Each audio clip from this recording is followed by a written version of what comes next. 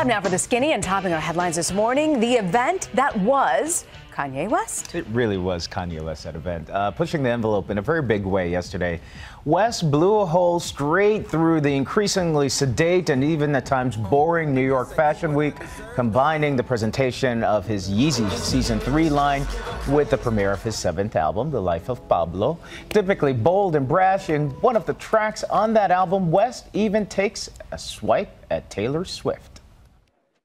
For all my Southside that know me best, I feel like me and Taylor might still have sex. Why? I made that famous. Goddamn. I made that famous. For all the girls that get from Kanye West. If you see him in the streets, give him Kanye's best. Why? They mad they ain't famous. Goddamn. They mad they still nameless. Why is he talking about James Taylor like that? 20,000 people crowded to Madison Square Garden for the experience, including estranged brother-in-law Lamar Odom. It was his first public appearance since he had overdosed on cocaine in a Nevada brothel last fall. And it seems like the whole clan there, Kardashian clan, was enjoying it. Okay, let's get back to Taylor Swift. And why not? She's likely not crying too much over Kanye's digs. Yeah, and that's because she's got a lot more on her mind as the clock ticks down to T-minus 2 days to the Grammy Awards.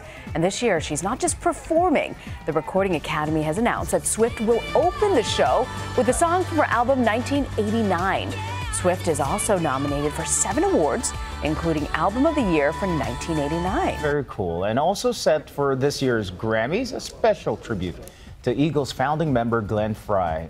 Current and former members of the Eagles, along with Jackson Browne, will salute Frey on Monday night. Frey died last month at the age of 67. That's a big deal. That's a really, really great deal to see. My high school drama teacher, Mrs. Haynes, loves Jackson Browne, so I think she's going to be thrilled when she finds out that he's Look at you. Nice throwing up. Yeah. Throw out there.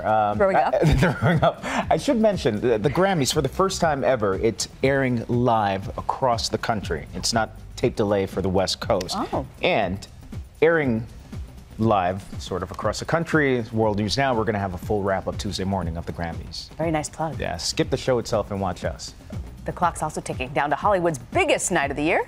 The 88th Academy Awards has been overshadowed by the so-called Oscars So White controversy, and now weighing in, one of this year's nominees, 3-time Oscar winner Steven Spielberg, telling The Hollywood Reporter that he's not 100% behind the Academy's new diversity plan. The director, the father of 2 black children, says he opposes taking votes away from Academy members who pay their dues, many of whom are now retired. All right, good point. And finally, to a 2-time Oscar nominee who's not retired yet, but she did buy the farm. The horse farm, to be exact. Oprah Winfrey has paid nearly $29 million for this equestrian estate in Montecito, California. It's adjacent to her existing $50 million estate.